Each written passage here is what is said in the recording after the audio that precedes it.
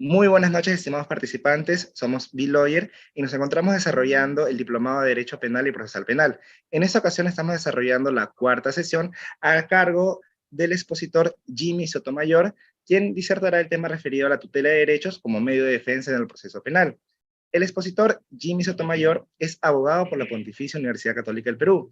Ejerce la defensa nacional de diversos casos emblemáticos en Perú como parte de su labor en el estudio jurídico Arbizu y Gamarra. Cuenta con un segundo título a nombre de la Nación, con mención de segunda especialidad en prevención y control de la corrupción por la PUC. Asimismo, es asesor y consultor especializado en delitos de corrupción de funcionarios y delitos económicos. Actualmente se encuentra maestrando con mención en ciencias penales en la Universidad San Martín de Porres. También trabajó como consultor especializado para la ONG IDEA en Paraguay, planteando líneas de investigación en contra de altos funcionarios relacionados a delitos de corrupción, proyectos subvencionados por los Estados Unidos. Es conferencista y capacitador en diversos eventos a nivel nacional e internacional en países como Colombia, Paraguay, Bolivia y México. Estimado doctor, muchísimas gracias por acompañarnos el día de hoy. Le cedemos el uso de la palabra.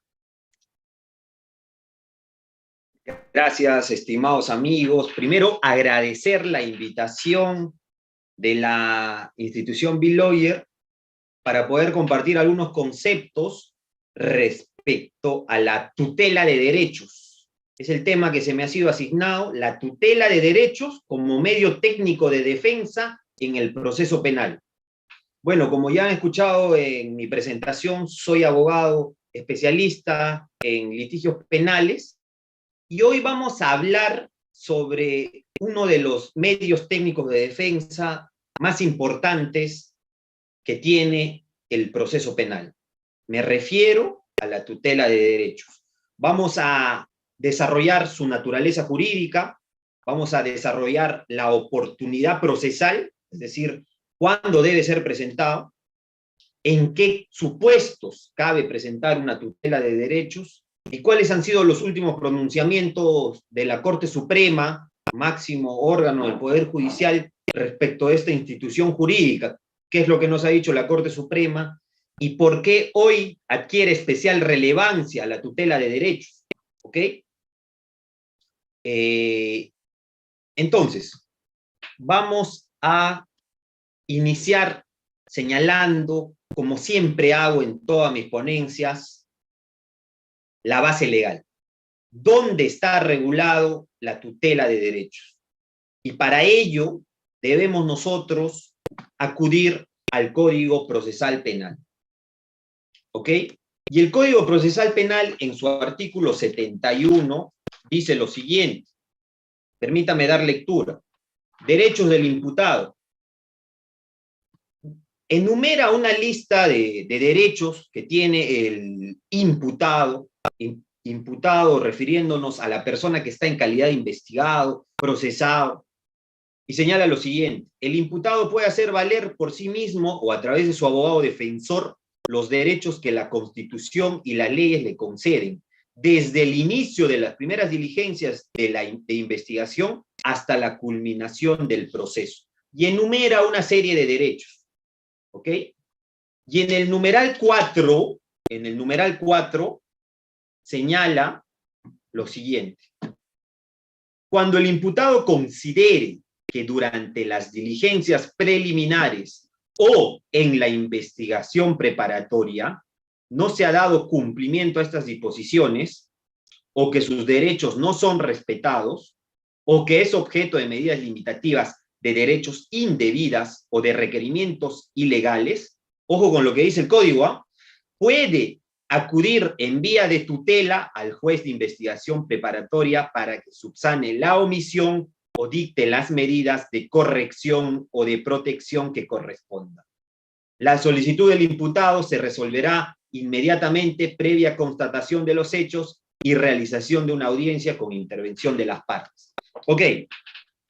Artículo 71, he querido empezar esta ponencia dando lectura a la base legal de la institución jurídica que vamos a realizar, que vamos a desarrollar el día de hoy. Entonces, la primera idea de la noche: la tutela de derechos sirve para proteger, subsanar errores, vulneraciones que se cometen en contra del investigado, ¿ok? Del investigado. Es importante que ustedes tengan en consideración este primer punto. La tutela de derechos es una institución pensada para el investigado. Pero, ¿para qué investigado? Para el investigado que considere que en el marco de una investigación penal se le están vulnerando sus derechos. Por ejemplo, para ir aterrizando conceptos, por ejemplo, ¿qué sucede si me detienen la policía por estar aparentemente conduciendo mi vehículo en estado de ebriedad? Me lleva a la comisaría y cuando me van a tomar mi declaración, yo digo, a ver, señor efectivo policial, antes de brindar mi declaración, quiero que esté presente mi abogado. Y el efectivo policial me niega la presencia de mi abogado. ¿Se me está vulnerando o no se me está vulnerando un derecho? Por supuesto. El propio artículo 7.1 que hemos mencionado señala que el investigado, el imputado, tiene derecho a hacer valer, dice, por sí mismo, o si es que él lo desea, en este caso estamos señalando que sí lo desea, a través de su abogado. Si se me niega esa posibilidad de contar con abogado, ¿qué medio técnico de defensa puedo usar? La tutela de derechos. Tutela de derechos. ¿Ok? Y aquí les doy la primera pepa jurisprudencial de la noche, porque ustedes saben que en nuestro país, al principio de los años 2000, yo diría que hasta el 2010, la doctrina era muy importante para las resoluciones judiciales. Hoy me animaría a decir que lo más importante para tomar decisiones judiciales son las jurisprudencias. Así sea vinculante o no sea vinculante, los jueces hoy en día se dejan llevar más por la jurisprudencia.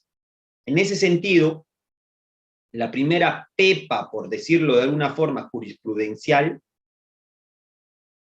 respecto a la tutela de derechos, es la siguiente. La Corte Suprema ha señalado que cuando se te vulnera un derecho en el marco de una investigación, como el ejemplo que he propuesto, ya no es necesario, como antes se creía, pedir la subsanación previa a la fiscalía. Claro, porque antes decían, ok, usted considera que se ha vulnerado su derecho a contar con abogado al momento de su declaración.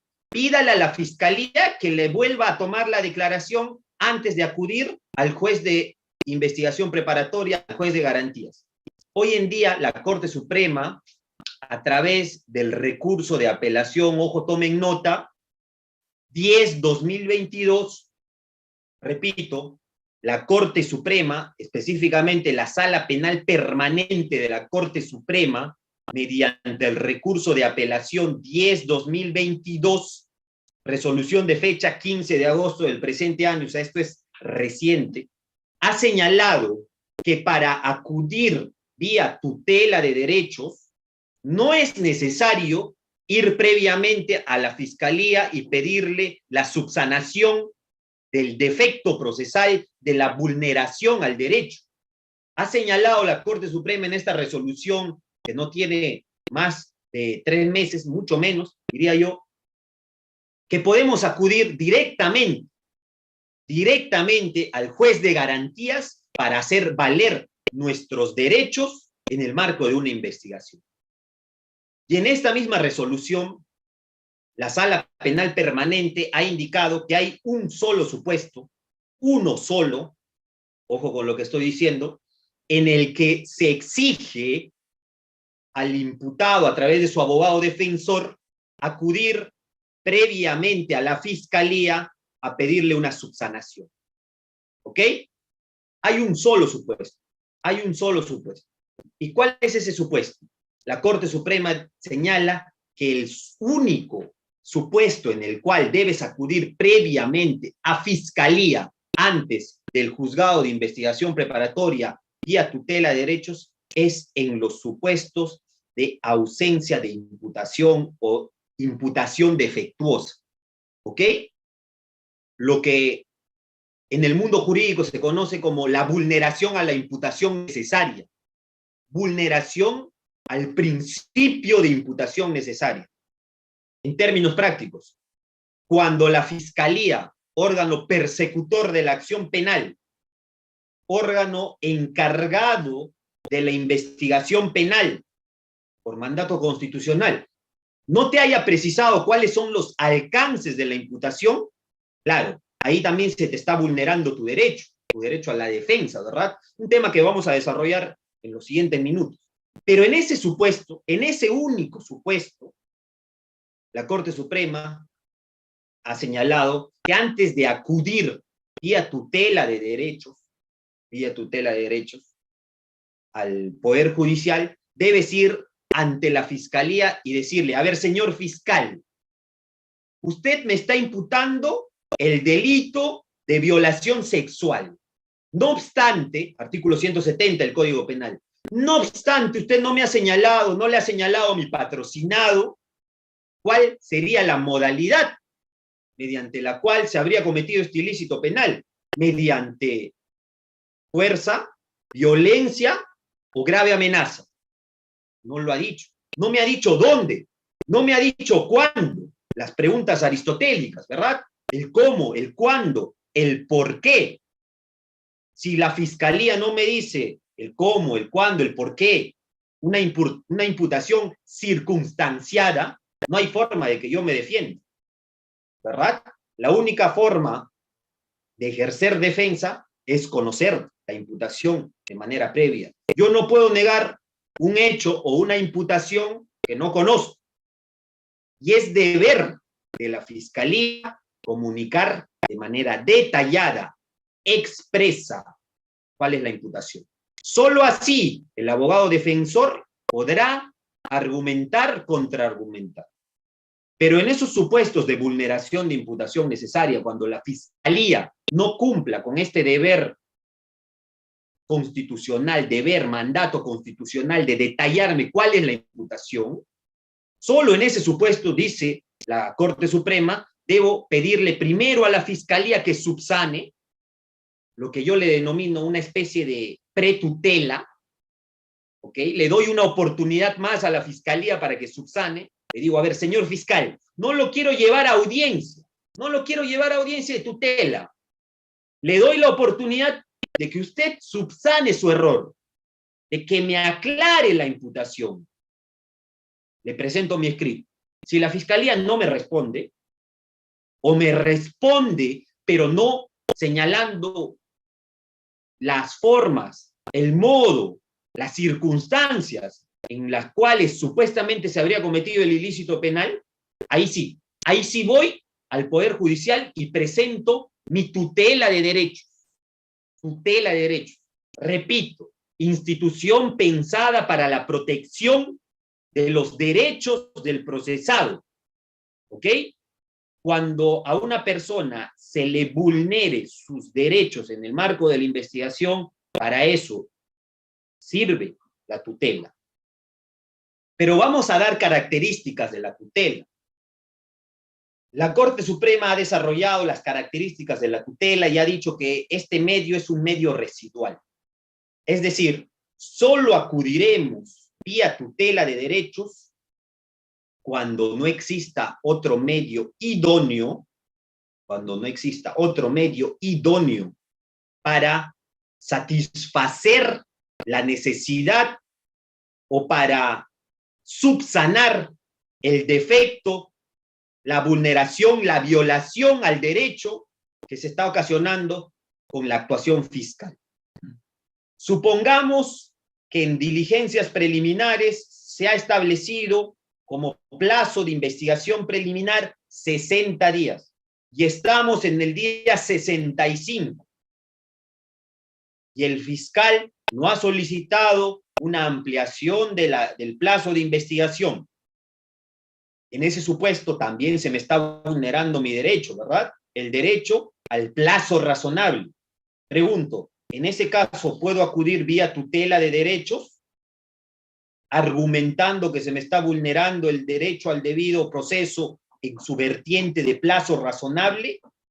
No, no por tutela de derechos, no porque no haya una vulneración, sí hay una vulneración, plazo razonable, pero también hay un medio específico para tutelar esa vulneración, y no es la tutela de derechos, es la solicitud o el medio técnico de defensa denominado control de plazos.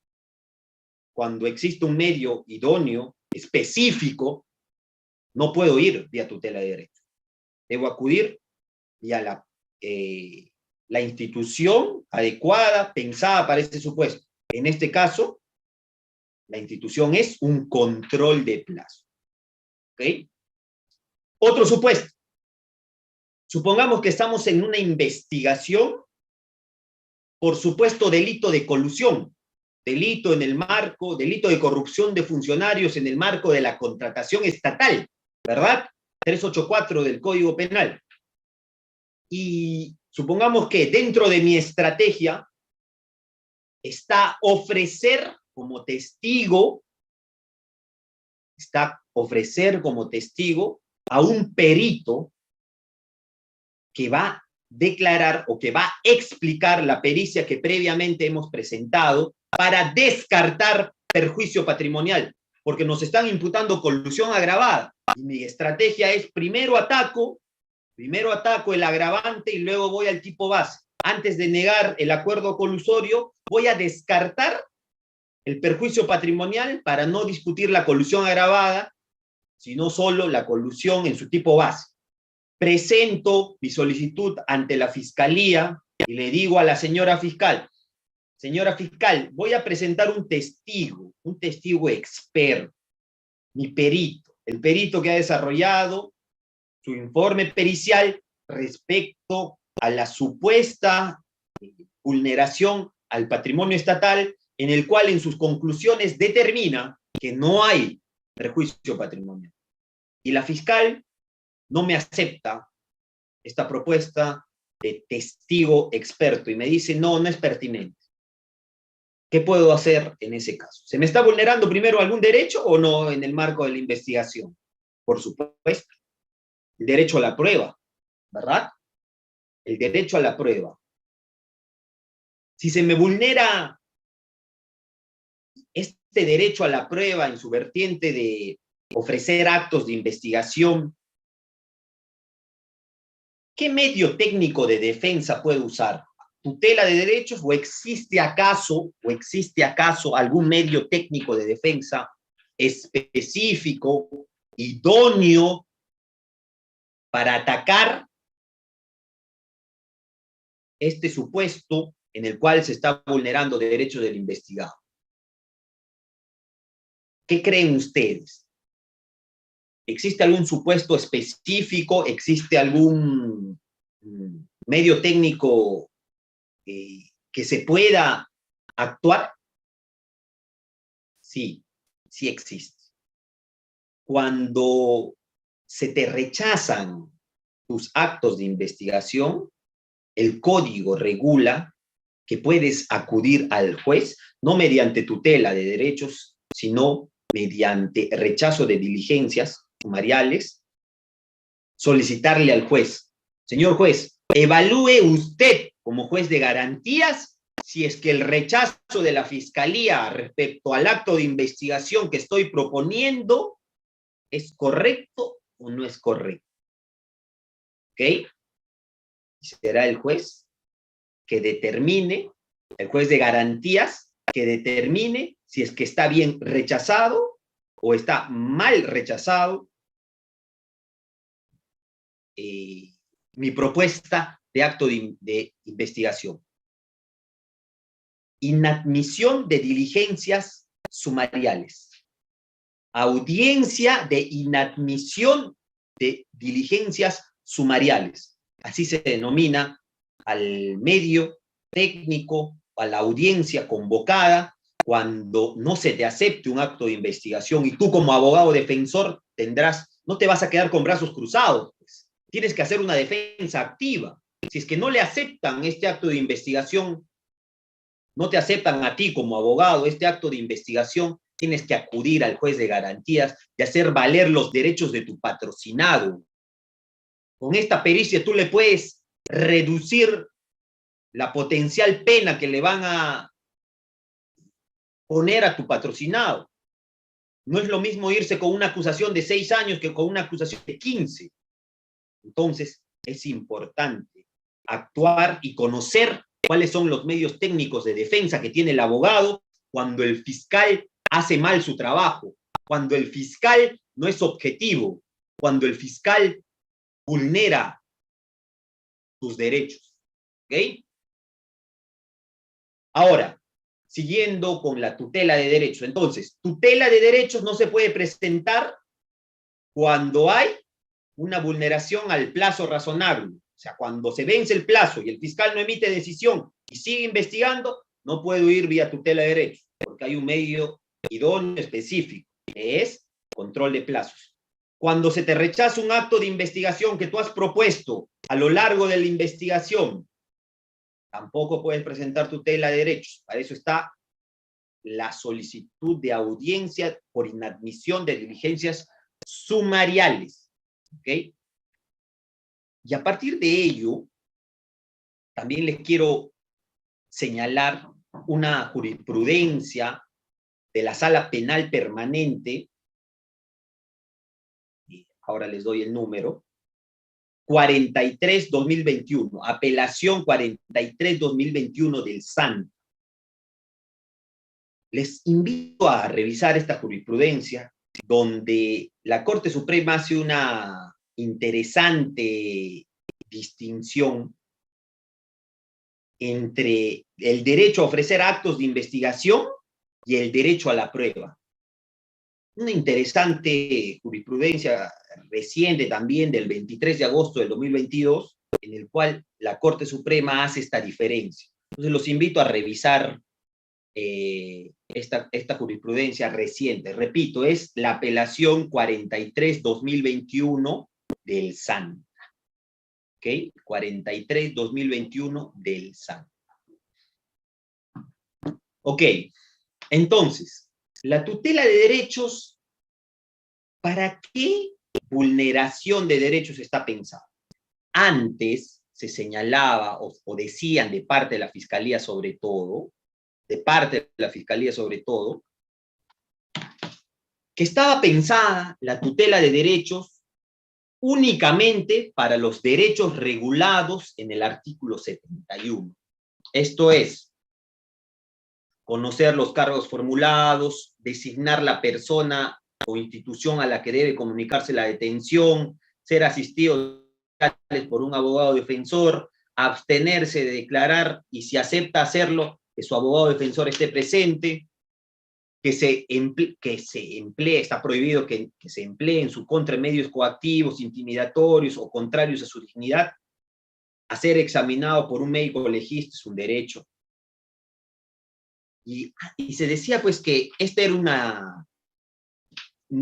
una cláusula cerrada de derechos sobre los cuales únicamente se podía aplicar o acudir vía tutela de derechos. La Corte Suprema hoy ya ha desarrollado en diversa y vasta jurisprudencia que la tutela de derechos no puede estar limitado a los derechos señalados en el artículo 71. Eso no es así. Eso no es así, estimados amigos. Por el contrario, ha dicho, cualquier derecho, cualquiera que no tenga una vía específica de tutela puede ser conocida vía tutela de derechos. Cualquier derecho que se te vulnere, cualquier derecho que se te vulnere puede ser conocido vía audiencia de tutela de derechos. Por ejemplo, les cuento un caso de la experiencia profesional.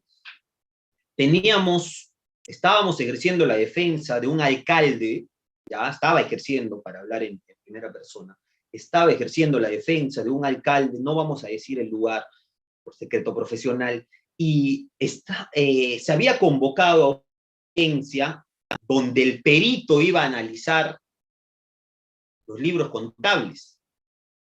Entonces, como es lógico, yo también tenía que ir con mi perito de parte, ¿no? Y lo que correspondía era que se forme una mesa pericial para que ambos realicen la pericia. Y la fiscalía me dijo, a ver, señor abogado, no. Esta pericia es una pericia oficial y su perito no puede participar.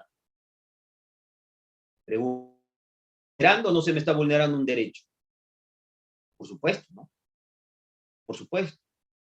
El derecho a participar, pero participar no es conectarse pues, en una plataforma de Google Meet. Participar, sobre todo en una diligencia tan específica, tan experta, por eso es pericial, implica que se te reconozca y que se te permita como tal participar con tu perito. No se me permitió. Presenté mi tutela de derechos. Y justo unas semanas antes, ya esto se había resuelto en la sala especializada de delitos de corrupción de funcionarios. Y claro, ya se había señalado, recuerdo con la ponencia de uno de los mejores jueces de la sala especializada, el doctor Ramiro Salinas Sixcha, que en apelación ya había señalado que se le debe permitir participar, estar presente, ¿okay? Estar presente y verificar a tu perito de parte si es que lo que está haciendo la fiscalía mediante su perito es correcto o no es correcto. ¿Se dan cuenta? Y ese supuesto no está regulado pues en el artículo 71, pero sí puede ser objeto de tutela de derechos. Entonces, ¿cuál es el mensaje que les quiero dar? Ustedes, que ejerzan, si son abogados defensores, deben acudir a la tutela de derechos para hacer valer los derechos de su cliente, cualquiera sea el supuesto, mediante tutela de derechos, excepto, repito, los que tengan una vía específica de subsanación, de protección. Ahora, quiero desarrollar en los minutos que quedan el motivo, el supuesto que sin lugar a dudas es el más concurrido, el más recurrente respecto a la tutela de derechos. Ya había adelantado un poco. Me refiero a la vulneración a la imputación necesaria. Ustedes cuando analicen y cuando lean tutela de derechos, en la jurisprudencia peruana, recuerden que esta institución entra con el nuevo código, se van a dar cuenta que la mayor parte de tutelas de derecho son presentadas por vulneración, ¿ok?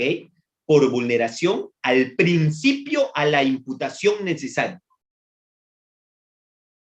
Recordemos, estimados amigos, ¿cuántas etapas tiene el proceso penal?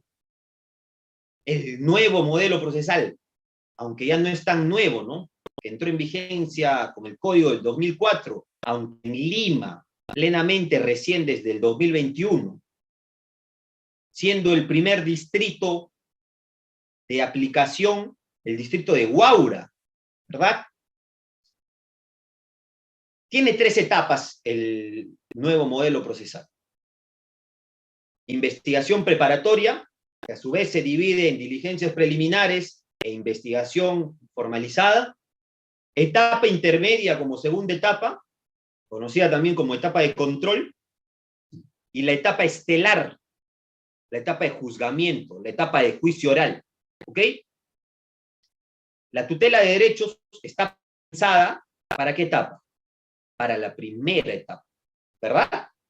Porque la naturaleza de la tutela de derechos es proteger, subsanar vulneraciones a los derechos del procesado en el marco de la investigación. ¿Y en qué etapa se investiga? En la primera etapa. ¿En la segunda etapa se investiga? No, señores. En la segunda etapa se controla lo que se ha hecho en la investigación. Entonces, la tutela de derechos, el momento de la tutela de derechos es la primera etapa, la investigación preparatoria, ya sea en diligencias preliminares o ya sea en la investigación formalizada. Ahora, estimados amigos, ustedes dirán y se preguntarán, doctor, pero en diligencias preliminares todavía no hay juez de investigación preparatoria. ¿Ante quién voy a presentar mi tutela de derechos? Claro, formalmente no está el juez de investigación preparatoria. Formalmente. Eso no quiere decir o no impide en lo absoluto que pueda ser convocado excepcionalmente para conocer una supuesta vulneración en el marco de una investigación. ¿Ok? No hay ningún impedimento para presentar una tutela de derechos en diligencias preliminares. Ningún impedimento. Porque claro, la vulneración no es que se va a dar única y exclusivamente luego de la disposición de formalización y continuación de la investigación preparatoria, ¿verdad? Yo ya les he puesto un supuesto en el que apenas te detienen, ya te están vulnerando tus derechos. ¿Puedo presentar tutela? Por supuesto. Claro que sí. Claro que sí. Ahora, ¿se puede presentar tutela de derechos en investigación preparatoria? No hay dudas. Sí, ese es el momento procesal. La pregunta surge, ¿y se puede presentar tutela de derechos en la etapa intermedia, en la etapa de control? Claro, la primera noción, la primera respuesta va a ser no, imposible, porque en la etapa de control ya no se realizan actos de investigación. Pero ojo, ojo, ¿qué pasa si la vulneración ha ocurrido, y esto me ha pasado, yo he postulado y ahora les voy a decir cuál ha sido el resultado? ¿Qué pasa si es que la vulneración ha ocurrido el último día de investigación? Supongamos que es un caso complejo. El último día del 8º mes ocurrió la vulneración y el fiscal emite su conclusión de la investigación. Terminó la investigación y presenta a los días su requerimiento acusatorio. Una vez que emite la conclusión de la investigación, la disposición de conclusión de la investigación preparatoria, terminó. Eso quiere decir que ya no puedo presentar mi tutela de derechos. Eso quiere decir que una vez que ya estamos en etapa intermedia y el fiscal o la fiscal de manera muy sagaz, muy astuta, vulneró mi derecho justo el último día y el mismo día emitió su conclusión para no poder presentar mi tutela, ¿eso quiere decir que voy a quedar en indefensión? No, señores. Claro que no.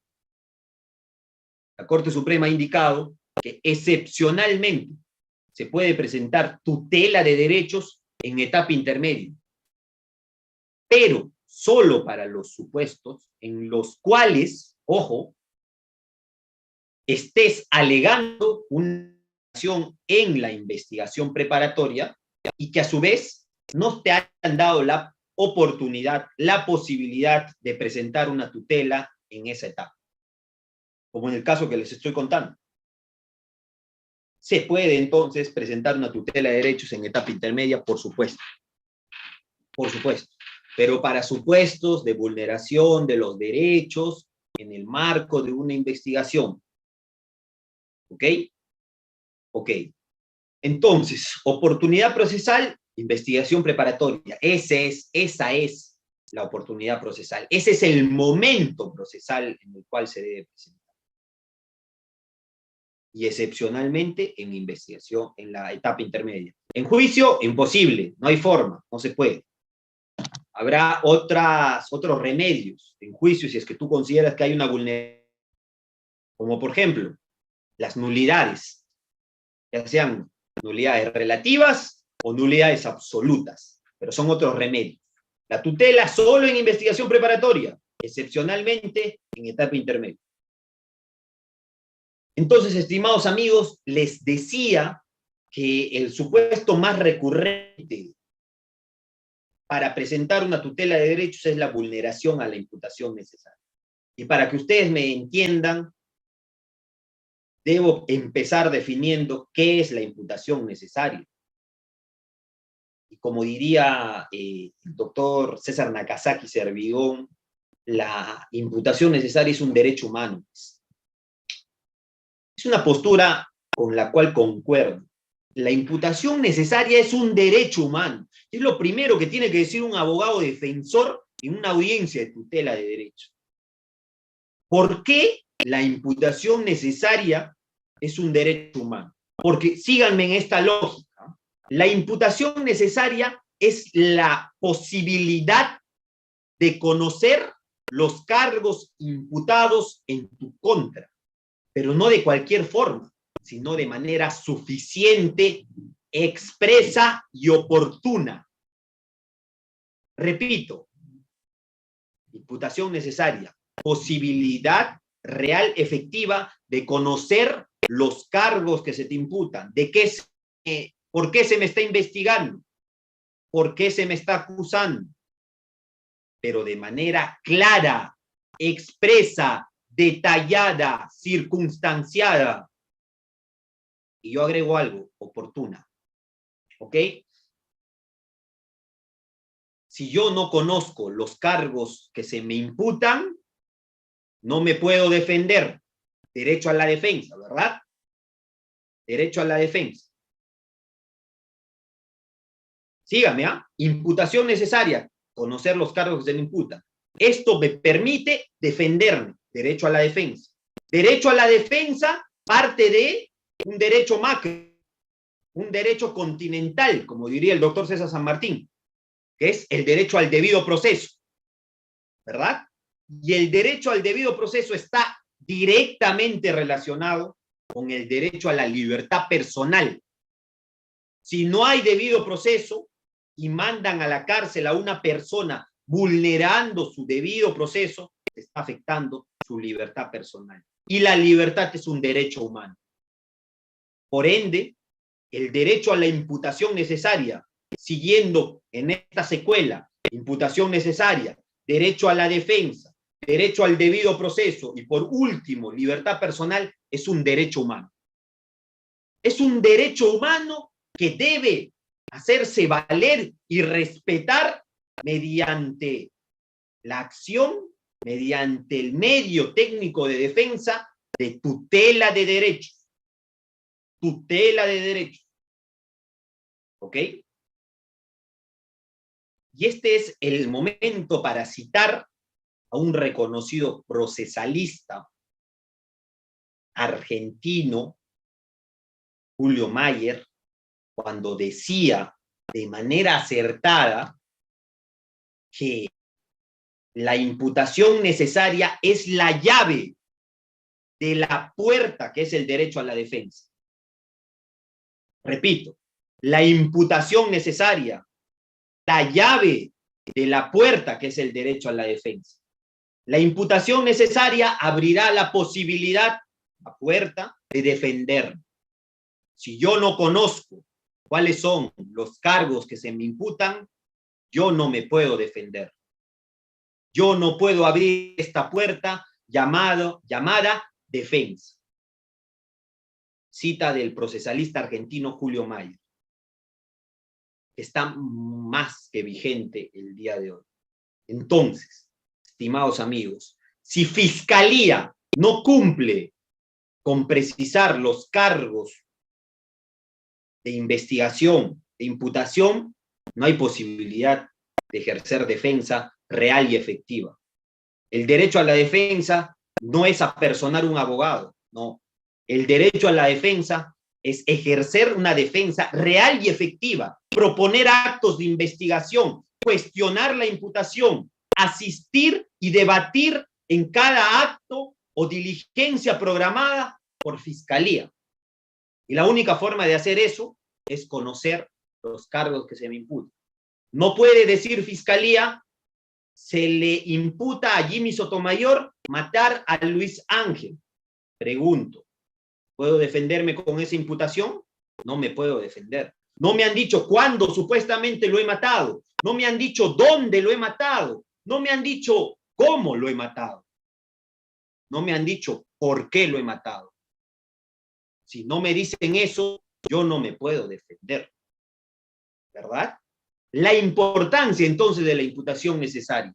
Si se vulnera este derecho, si la disposición fiscal no precisa lo que les estoy señalando, no habrá posibilidad de ejercer derecho a la defensa. Vale decir que la Corte Suprema ha desarrollado cuáles serían los estándares de precisión de niveles de sospecha que se le puede exigir a la Fiscalía. Claro, no le vas a exigir a la Fiscalía cuando abra una investigación la imputación completa, ¿no? Detallada, todo, ¿no? Claro que no, porque la Fiscalía recién está empezando a investigar, ni ellos mismos saben. Por eso dice la Fiscalía, perdón, por eso dice la Corte Suprema que la Fiscalía deberá llegar a un nivel de sospecha simple, ojo, nivel de sospecha simple para abrir una investigación. Solo basta sospecha simple para abrir una investigación. Ejemplo, se lo vio al señor Jimmy Sotomayor caminando en inmediaciones del cruce de las avenidas Fawcett con la Marina, lugar donde se encontró un féretro, una persona fallecida, sospecha simple, ¿verdad? Ah, el señor Jimmy Sotomayor estaba pasando por ahí, y hay una persona muerta. Es probable que haya habido un homicidio. Es probable, en probabilidad de sospecha simple, que el señor Jimmy Sotomayor esté involucrado. Podemos abrir una investigación preliminar. Sospecha simple, en términos de la Corte Suprema. ¿Es correcta la apertura? Por supuesto. Yo exigir a la Fiscalía, dime cómo le mataron. En ese momento, no, pues, la Fiscalía también recién está abriendo su investigación. Para eso sirve la investigación, ¿no? Ok. Pero ¿qué pasa si la Fiscalía quiere formalizar la investigación? Esto es pasar a la siguiente etapa del proceso penal. Si ese fue el caso, el nivel de sospecha exigido por la Corte Suprema, los estándares se elevan. Ya no sospecha simple, sino sospecha reveladora. Es el término que usa la Corte Suprema. Sospecha reveladora. ¿Ok? Entonces, la Fiscalía tendrá que haber incorporado a la investigación otros datos periféricos adicionales a los que justificaron la apertura de la investigación.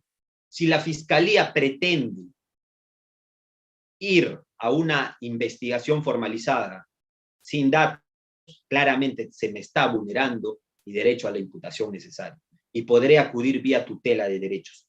Ojo, y es importante que ustedes sepan esto, no se cuestiona mediante tutela de derechos la formalización, ¿ah? No se puede cuestionar la formalización de la investigación. Lo que puedes cuestionar es la imputación dentro de la formalización. Es decir, le dirás a la Fiscalía, fiscal, ya, me has formalizado la investigación, pero precísame, pues, ¿no? Detállame. ¿Cómo me voy a defender si es que no me detallas? ¿Ok? Sospecha reveladora. ¿Qué pasa si termina la investigación y la Fiscalía supuestamente ha llegado a un nivel de convicción pleno, que es el que necesita para acusar? Tendremos que exigirle en términos de la Corte Suprema sospecha suficiente, convencimiento de parte del fiscal de que has cometido el delito. Y para ello, Fiscalía tendrá que detallar cada uno de los elementos del tipo penal, objetivos y subjetivos, ambos. Hay un caso, que de todas maneras han escuchado ustedes, en el cual se ha devuelto la acusación hasta en oportunidades. Sí, lo han escuchado bien, 8 oportunidades, y es un caso mediático, ¿eh? Es un caso que ha salido en los medios.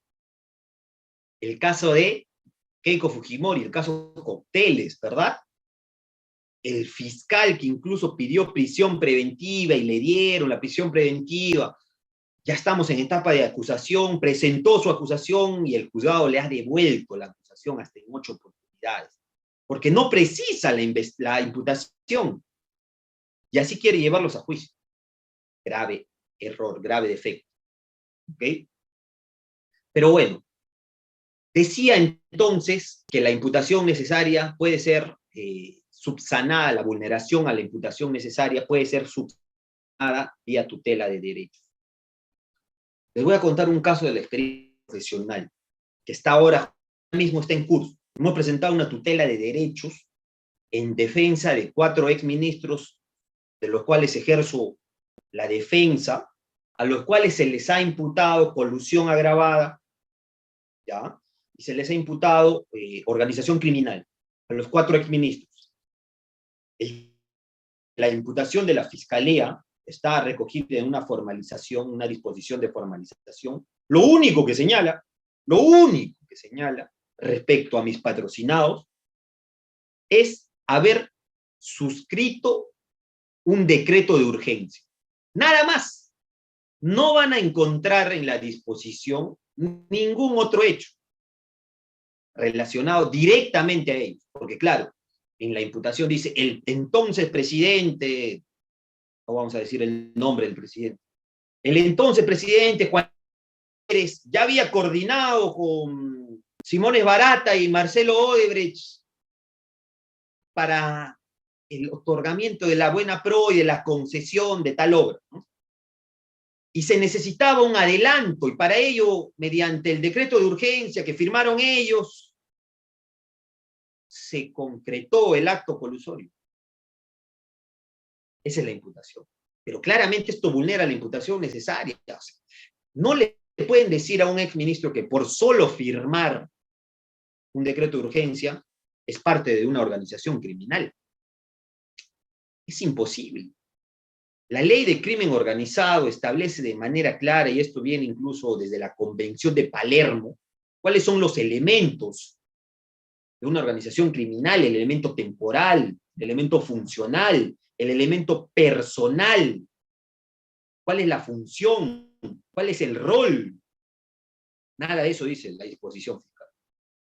Y hemos acudido mediante tutela de derechos para que claro, previa solicitud a la Fiscalía que nos precise, no nos ha respondido. Ahora estamos ya a la espera de la convocatoria a la audiencia de tutela de derechos para exigirle a la Fiscalía, ¿okay?, a la Fiscalía que nos precise cómo explica pues que 4 exministros son parte de una organización criminal solo por firmar un decreto. Puede ser, claro que puede ser, pero dime algo más. O sea, esta no es una investigación preliminar, esta es una investigación formalizada. ¿Cómo voy a ejercer defensa? No hay forma. ¿Ok? Quiero terminar, estimados amigos, esta ponencia señalando el primer caso en el cual se ha desarrollado el principio de imputación necesaria, que hoy es tantas veces recurrido mediante tutela de derechos. Y es el caso de la hermana de un expresidente, el caso de Margarita Toledo, claramente hermana de Alejandro Toledo.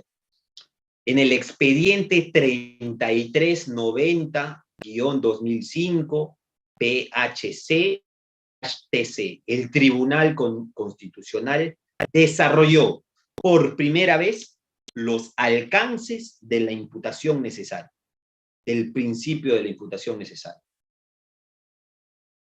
Y ha dicho el Tribunal Constitucional, y hoy ha desarrollado esto ya de manera más amplia, que son 3 los elementos que debe cumplir una imputación, que debe contener una imputación para decir que estamos ante una imputación necesaria. El primer elemento, 3 elementos. El primer elemento, el elemento fáctico. Los hechos La base fáctica. ¿Cuáles son los hechos que se me imputan? Tiene que estar detallado, circunstanciado, ¿ok? Y tiene que estar completo. Esta es una postura que no le gusta seguramente a la Fiscalía, porque ellos hablan del principio de progresividad de la investigación penal. Ellos dicen, no me puedes exigir que la investigación esté completa porque recién estoy investigando. Concepto errado, porque debemos retroceder a las bases de la acción penal, a las bases procesales, conceptos de las bases procesales para decir cuál es la forma en la que se ejerce la acción penal. La formalización. Y para ejercer la acción penal tú tienes que tener un hecho. Y no puedes decir que tu hecho esté incompleto, si no, no puedes ejercer la acción penal. Ahora, ¿tú puedes modificar tu hecho? Por supuesto. Ahí va el principio de progresividad, para que modifiques tu hecho, pero no para que lo completes, para que modifiques, pero tienes que tener un hecho. Si no tienes un hecho, no puedes iniciar una investigación penal propiamente dicho, es decir, no puedes formalizar una investigación. Ojo.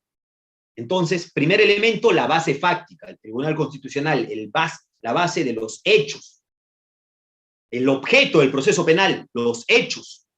Segundo elemento, la base jurídica, la adecuación al tipo penal, la subsunción al tipo penal. Jimmy Sotomayor estaba caminando entre las intersecciones de Fawcett con la Marina, momentos en los cuales empezó a atacar a la persona de Juan Pérez, le propinó golpes hasta quitarle la vida. Ok, ¿en qué tipo penal me vas a hacer la subsunción de estos hechos? Homicidio, homicidio simple, homicidio calificado, parricidio tal vez. Lesiones graves subsecuente de muerte. ¿En cuál? Tienes que decirme para poder defender. No es lo mismo defenderse de un homicidio simple que de un homicidio calificado, ¿verdad? Entonces, segundo elemento, la base jurídica, la subsunción. Tercer y último elemento que ha señalado el Tribunal Constitucional en el caso Margarita Toledo, primer caso, repito, en el cual se ha desarrollado este principio en el Tribunal Constitucional. La base probatoria. Cuando me formalizan la investigación, ok, me han dado un hecho completo, detallado, expreso. Me han dicho que se subsume en el tipo penal en el 106, homicidio simple. Pero no me han dicho cuáles son los elementos de convicción que sustentan la imputación. No me han dicho con qué elementos de convicción se ha llegado al nivel de sospecha reveladora que justifica que yo esté en una investigación formalizada. Tiene que decir. Tiene que decir. Entonces, ello también es parte de la investigación preparatoria y por ende de una imputación necesaria. ¿Ok, estimados amigos? En caso se haya vulnerado, repito, acudamos a la tutela de derechos. Esa es la importancia de la tutela de derechos. Como ideas finales, vamos a recordar lo que hemos dicho al principio. Tutela de derechos sirve para subsanar errores, vulneraciones, violaciones a los derechos del procesado en el marco de la investigación. Para ello está el juez de garantías, el juez de investigación preparatoria, ¿ok?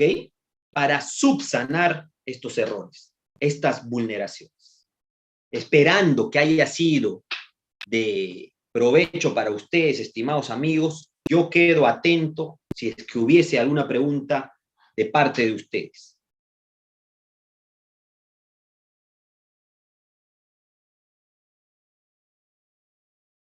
Muchísimas gracias, estimado doctor, por el desarrollo de tutela de derechos como medio de defensa en el proceso penal. El tema ha sido muy claro. Hay dos preguntas. La primera por parte de Yenko Loarte nos indica: doctor, muy buenas noches, gracias por la presentación. ¿Nos podría indicar cómo se vieron vulnerados la tutela de derechos en los procesos penales en la pandemia? Perfecto, perfecto. Mire, en la pandemia han suscitado diversa casuística. Lo que sucede es que nos enfrentamos en su momento a un escenario completamente nuevo, por el cual ni fiscalía ni abogados defensores sabíamos muy bien cómo manejar esta nueva modalidad de diligencias que se venían dando mediante Google Meet. Por ejemplo, puedo mencionar un caso en el cual, al haberse desconectado el abogado defensor por problemas de conexión, ya no se le permitió volver a ingresar. Y dijeron, y Fiscalía dijo, no, su abogado se desconectó, usted declare nada más, declare. No, pido la reprogramación porque está mal la conexión de mi abogado. No, no, declare. Tutela de derecho. Tutela de derecho, claramente. Ese es uno de los supuestos. Claramente hay muchos más, pero están más relacionados pues, al tema de conexión, de las nuevas modalidades de llevar a cabo las diligencias, ¿no? Lo mismo en los debates periciales.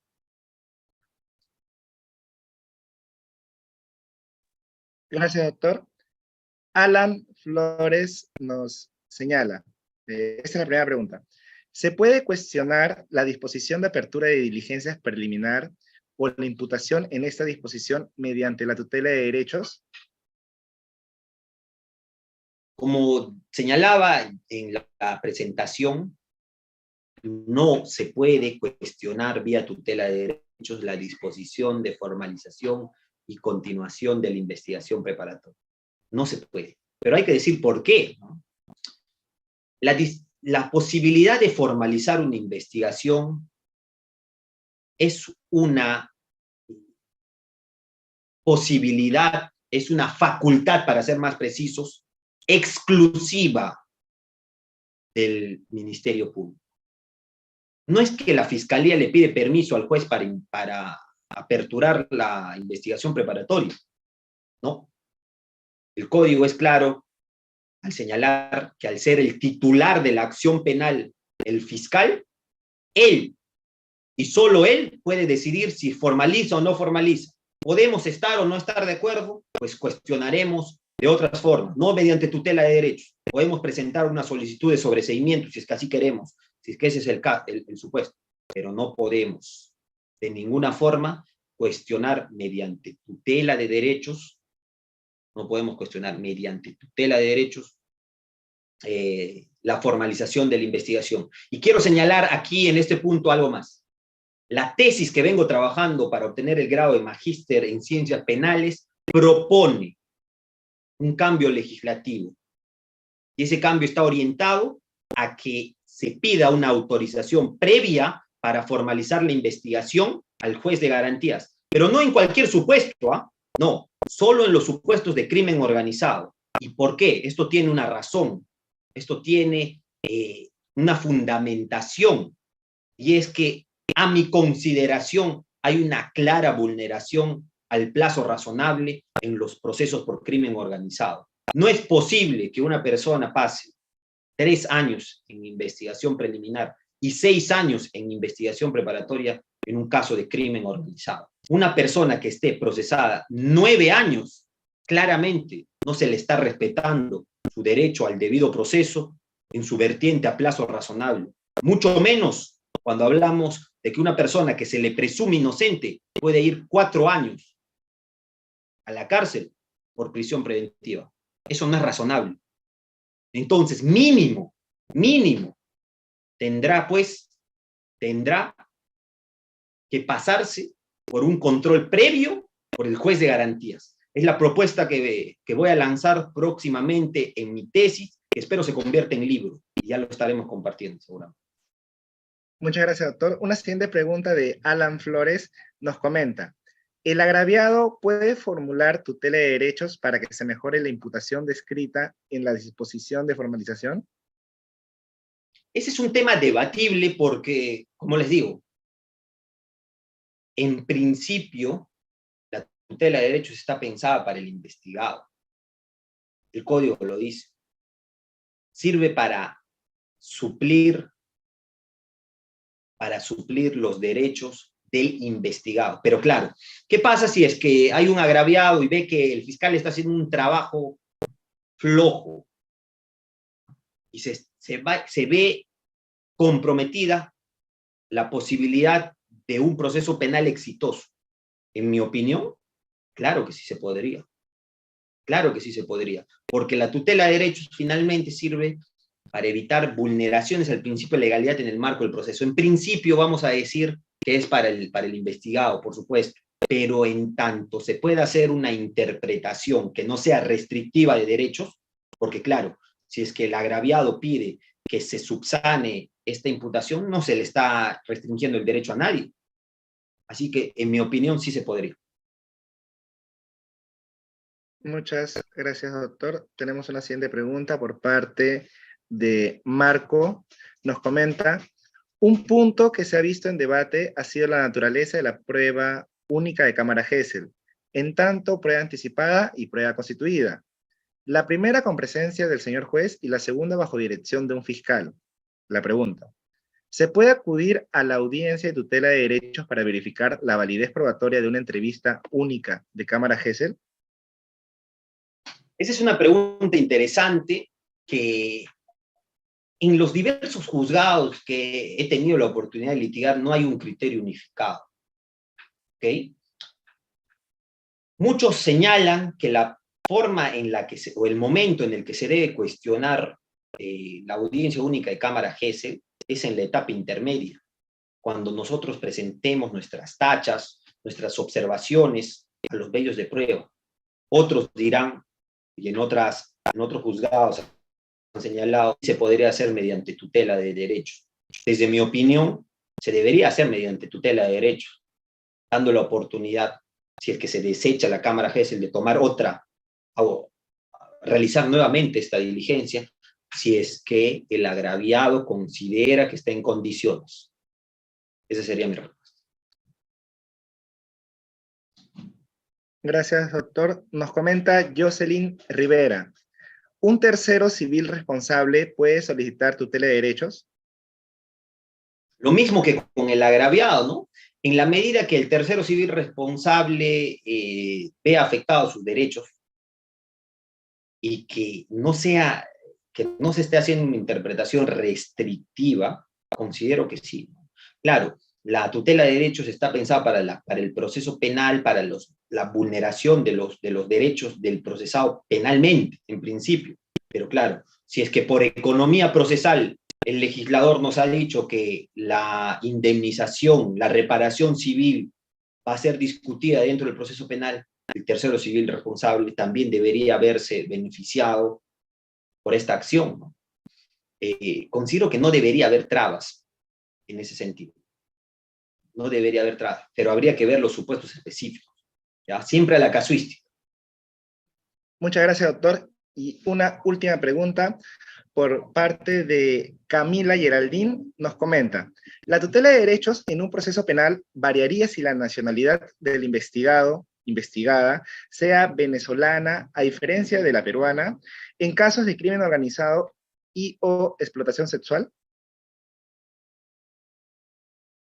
A ver, en principio la tutela de derechos está pensada para todo investigado, no se puede hacer una diferenciación por nacionalidad. Habría que ver ahora dónde ha sido cometido el supuesto delito, dónde se ha incurrido en el supuesto delito, ¿ok?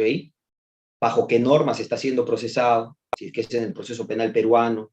Obviamente la tutela de derechos está pensada independientemente de la nacionalidad. Muchas gracias, estimado doctor. Antes de finalizar, quiero realizar una intervención Robert Vázquez para que usted haga un comentario. Estimado Robert, le vamos a activar el audio en este momento.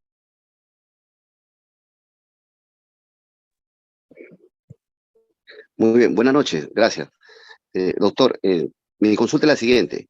Doctor, ¿qué pasa si el fiscal, para realizar corroboración y tener éxito con su prisión preventiva, su requerimiento de prisión preventiva, presenta declaraciones, bueno, que no están optando para corroborar la declaración del aspirante a colaborador eficaz, surge el testigo protegido, surge el investigado confeso, Entonces, aparentemente estaríamos ante un aspirante a colaborador eficaz, un testigo protegido y un investigado confeso, 3 personas diferentes. Pero en la audiencia de prisión preventiva se establece de que son las mismas personas. Pues, supuestamente presentaba 3 aspirantes a colaborador, 3 confesos, pensamos que eran 6 personas, pero al final eran las 3 mismas personas, con diferente código, diferente situación. Lo que pasa es que las declaraciones son las mismas, el contenido es el mismo. Bueno, no procedió la prisión preventiva. Estas declaraciones siguen obrando en la carpeta, pero inducen a error y podrían afectar el derecho de defensa, doctor, que se podría solicitar porque debe ser excluida. O sea, el contenido es el mismo, solamente que los presentaba en la segunda línea del párrafo, pero después estableció, el mismo fiscal reconoció que eran las mismas personas. Trataba de corroborar, pero eran las mismas personas, ¿no? Entonces, esas declaraciones obran en la carpeta. Obviamente, si sigue en la carpeta, en el proceso, va a afectar un derecho, puede inducir error, como lo que trataba de hacer en inducir error, ¿no? Estaría afectando, o te podría plantear tutela de derechos para excluir, o se ha obtenido una declaración o una prueba, un elemento de convicción de manera irregular o ilícito, ¿sería? Quería saber su opinión, doctor, por favor. A ver, Robert, ahí lo primero que habría que señalar es lo siguiente. Cuando hablamos de un proceso especial de colaboración eficaz, como su propio nombre lo dice, es un proceso especial. Se arma un cuaderno aparte, incluso limitado en su acceso a las partes, ¿ya? Eso en primer lugar. Cuando hablamos de una prisión preventiva, es un incidente. Por ende, todo lo que se haga en la prisión preventiva no es incorporado a la carpeta principal. Pero vamos, ahora, supongamos que estas 3 declaraciones que tú has señalado están dentro y obran en la carpeta fiscal. Habría que solicitar su exclusión. Lo primero que yo haría es, le solicito al fiscal una precisión de cuántas personas son. Me dice, ¿es una sola persona? Ok. No puede haber repetición de actos de investigación. O sea, una sola persona no puede tomarse como 3 actos de investigación diferentes su declaración. Es una sola persona, así que me excluye. No puede ser foliado, pues, como 3 declaraciones. Solo primero. Si el fiscal no me hace caso, ahí sí, metería una tutela de derechos porque se estaría vulnerando mi derecho a la defensa y hay una norma expresa en el código que establece la irrepetibilidad de los actos de investigación. Irrepetibilidad. Peor aún si es la misma declaración, ¿no? Eso sería, estimado Robert Vázquez. Muchísimas gracias, estimado doctor Jimmy, por responder las preguntas de forma tan amables y haber desarrollado el presente tema sobre tutela de derechos. Por parte del equipo de B-Lawyer queremos extender nuestro agradecimiento y esperamos que nos pueda acompañar en futuras oportunidades. Muchísimas gracias por su apoyo, estimado doctor. Gracias a ustedes, estimados. Estoy dejando ahí cualquier consulta adicional que ustedes tengan. Mi número de contacto, soy abogado defensor particular en litigios penales y ha sido un gusto estar la noche de hoy con ustedes y hasta una próxima oportunidad y felicitarlos por la realización de tan magnos eventos. Seguramente que ya nos estamos volviendo a ver y muchas gracias a las 80 personas que han estado conectadas el día de hoy, siendo tan tarde ya se han dado ese tiempo. Entonces el agradecimiento es para con ustedes. Hasta una próxima oportunidad. Muchísimas gracias, estimado doctor. Estimados participantes, hemos finalizado la 4ª sesión. La sesión número 5 iniciará el día de mañana. Muchísimas gracias a todos. Tengan una excelente noche. Hasta luego.